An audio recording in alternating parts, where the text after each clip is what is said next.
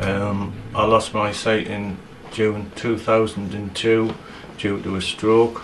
The technical name for the condition was retinal vein occlusion. It was a big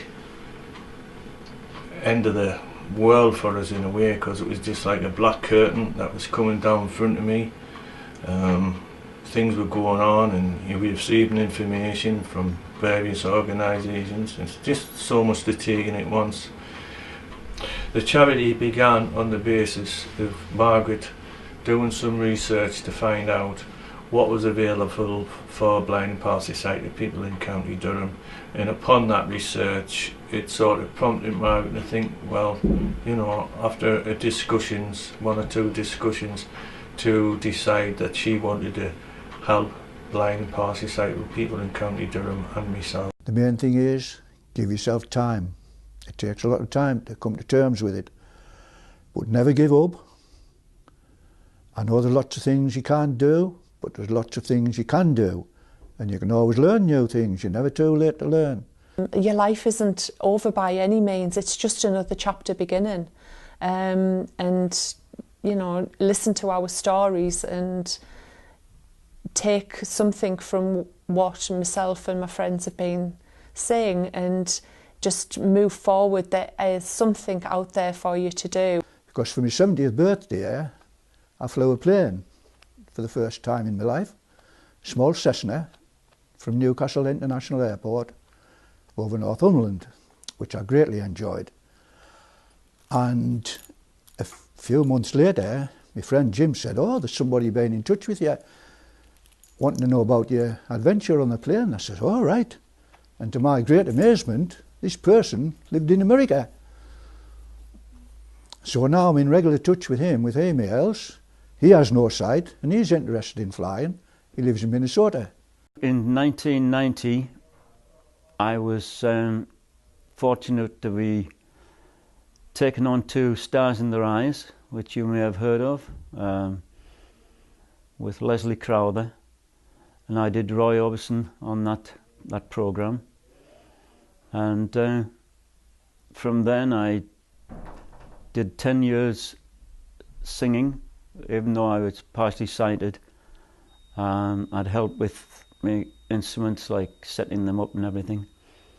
And I had a great 10 years, and I raised thousands of pounds for charities local and afar, which actually led me on to YouTube, which I've only been on YouTube for just over a year, and I have some great friends around the world, fantastic people. Some of the difficulties I have, some small difficulties is applying makeup, trying to make myself look presentable. I shut one eye and then I can't see the other eye to put makeup on. So you've got to kind of have one eye half open and hope for the best. I try to keep it as basic as possible. Things which match on either side or lines are difficult.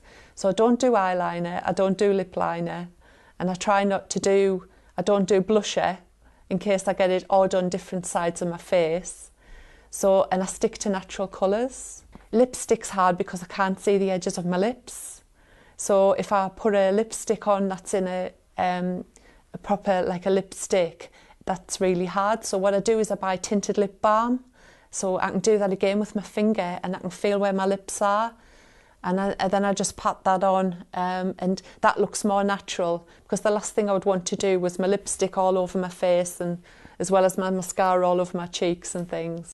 Okay then, this afternoon we're going to go up to our local community centre, which is St Catherine's Community Centre, and we're going to demonstrate curling played by blind and partially sighted people.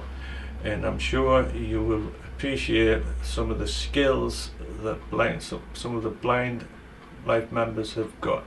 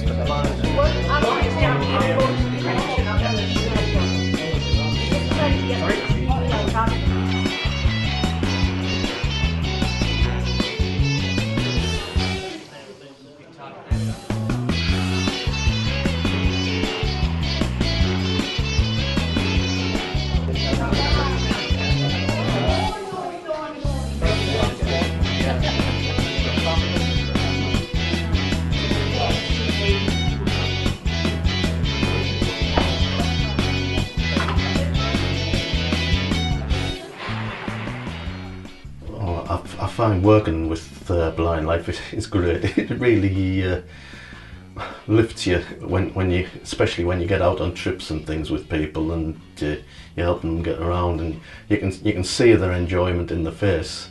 Although blind people cannot register facial expressions, the majority of them still demonstrate them, which I can see, of course, and it's just so wonderful, which is why I help out with the New Age curling and things as a volunteer on a weekend.